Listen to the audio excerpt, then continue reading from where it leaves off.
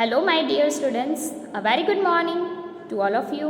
So, in the previous class, we were discussing about the various type of tools available in the tools palette. So, today we will continue with the topic of creating, opening, and saving an image. To create and edit the images in Photoshop, you can use the combination of tools from the menu options and palette based features.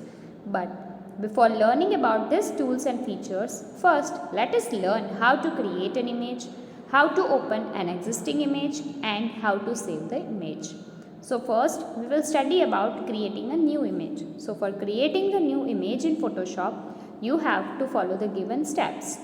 First is click on the File menu button and from the sub menu select the new option, and you will see that the new dialog box will be appeared on the screen. Step 2 is to type the name of the image in the new dialog box. So you have to type the name of the new image which you want. After that you have to type the desired dimensions and resolutions for the width of the window, height of the window in the resolution boxes. Then you have to specify the type of colors you want, whether you want the image in the form of bitmap, in the form of grayscale, in the form of red, green, blue, that is RGB or CMYK from the colored mode box. Then select the background of the image from the background content box. So before creating an image, at the time of designing the window only, you can select the background of the image also. After performing these 5 steps, the 6th step is to click on the OK button.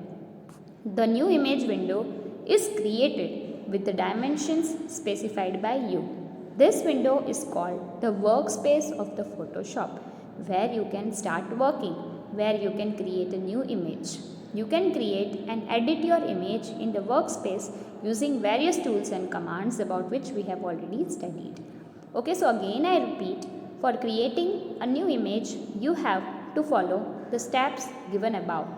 First is go to the File menu, from there select the new option. After that, type the name of the image you want. Set the dimensions for the width and height, select the type of colors, select the background image, and finally click on the OK button. And you will see that a new image window will be opened in front of you where you can work. Next topic is opening an existing image. Now, if you have already created an image, you want to open that existing image and perform some changes on it. You want to edit the image which is already created by you. So, to edit an existing image, you need to first open it. So, follow the given steps to open an existing image. First, go to the File menu and select the Open option. For creating the new image, we have gone in the File menu and selected the New option. But here, we want to open the image. Therefore, we are selecting the Open option which is available in the File menu. When you will click on the Open option, the Open dialog box will appear on the screen. Select the location of the image file from the Look-in box and select the desired file.